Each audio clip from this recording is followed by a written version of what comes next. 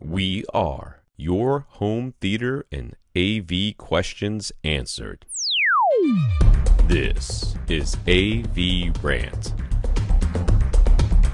Want your home theater or AV question answered by Tom and Rob? Send it to question@avrant.com. Welcome to AVRant. I'm Tom Andry, and I'm here with Rob H. Michael.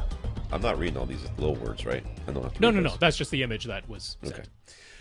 Michael first wanted to thank us for our previous advice. He found GIC Acoustics in Europe to make him some printed acoustic panels that passed the design committee's approval. So we have 4 panels on his back wall, and the panel beside his left front speaker to catch a first reflection.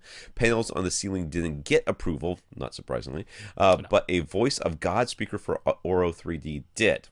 Ha! I'm just shocked that that's even a thing. And by the way, the newest Denon models can actually reassign the surround back left binding post to power the Voice of God speaker, so it isn't strictly a pre-out channel anymore. So it doesn't take over a subwoofer. It's more important than that. Right.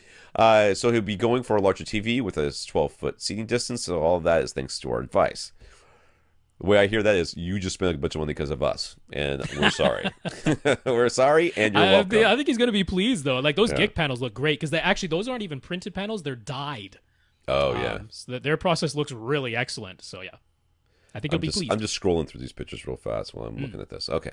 I'll scroll over when we actually talk about the question to see the pictures as we were talking about them. He'd like to be able to use a pair of Bluetooth headphones, but still have the ability to have his main zone speakers playing. So could he connect a Bluetooth transmitter to his Zone 2 pre-outs of his Denon AV receiver? Yes. Absolutely. Yeah. The caveat being anything that you want to play out of that, what would now be your Bluetooth transmitter, which is connected to your Zone 2 pre-outs, anything that you want to play has to be sending a stereo signal. So that's the caveat there. He'd also like to use HEOS, but he's realizing that all of his sources would need a 2-channel signal. Since he will have his sources plugged into his Denon using HDMI, then he'll be feeding his TV with the Denon's HDMI output. Could he use the TV to downmix whatever sound is playing to 2-channel, then send the sound back from the TV to the Denon using a stereo analog connection or even the TV's headphone jack? That way, whatever's playing would automatically get a 2-channel downmix version, and he wouldn't have to send 2-channel directly from his sources to his Denon. Would that work? No, I don't think so, dude. That doesn't really work that way, unfortunately. No, for a few reasons. One, in the Denon, it says when the audio is coming in, there's a setting that says, do you want this sound played out of the Denon, or do you want the sound played out of your TV? Because it can pass it through to the TV if you want it to, but it won't do both simultaneously. It won't play it in surround sound itself and continue to send the audio via HDMI to the TV as well. So that part already doesn't work. Then, if you were going for a lossless audio, which clearly with a full Oro 3D setup and Atmos setup and everything, you're bit streaming lossless audio, your TV isn't going to be able to decode that at all. So that you'd be stuck sending Dolby Digital 5.1 only in all scenarios for this idea to work. So basically know what you need to do if you want to be able to send all of your sources both to your full surround sound system and via HEOS, and for that matter to your Bluetooth headphones connected to the Zone 2 pre-outs. You need stereo connections for the audio for your sources. Yeah.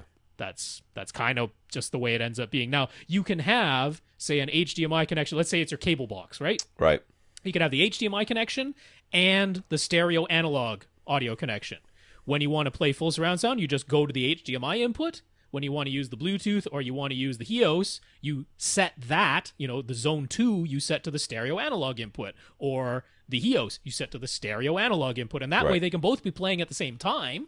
They might not be synchronized, but they'll both be playing at the same time, and that'll work using the 2 outputs of the source. That's kind of what you need to do. For his Voice of God channel, he'd like to use the same speakers as he's using for his Atmos Height channels, the Magnat Cinema 400, but they're only sold in pairs. And his couch is 10 feet wide. So what do we think of wiring a pair of speakers in series and using them in mono as the Voice of God channel? I'm going to be dead honest with you. I think you should just keep one of those speakers in the box. That's one way. Well, I think I mean, if you were to go to an Oro 3D theater, like an actual full-on yeah, cinema, yeah. that's Oro 3D, they use 4 Voice of God speakers. They're all playing in mono, but they use 4 physical speakers to play the one mono Voice of God channel. So it's not like there's no precedent for using more than one speaker to play the Voice of God channel. They are going to be playing in mono. So, I mean, I don't know. If you're going to do it, I would put with them like front and like in a line, front and back. Oh, really? I would not put them side to side, I don't think. Side to side? I don't think so. I don't know if you put them side to side so that they're optimized for your primary listening position, because you're going to get stereo, even though it's overhead. Yeah, it is side to side. Just leave one in the box. Keep a spare. It actually is. That is the easiest and the actual correct thing to do, because your theater's not big enough for that, and it's not going to look asymmetrical because it's one speaker in the middle. Yeah, so it'll be fine. And then if one of your speakers breaks, boom, you're done. True. Booyah. Take care.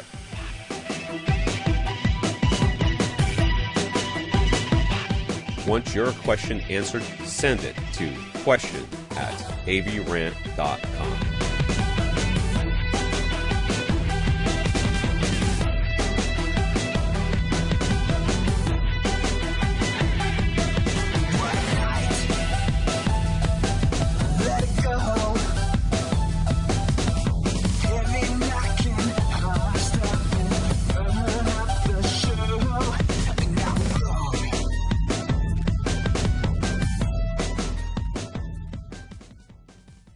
This is AV Rant. Now go out and listen to something.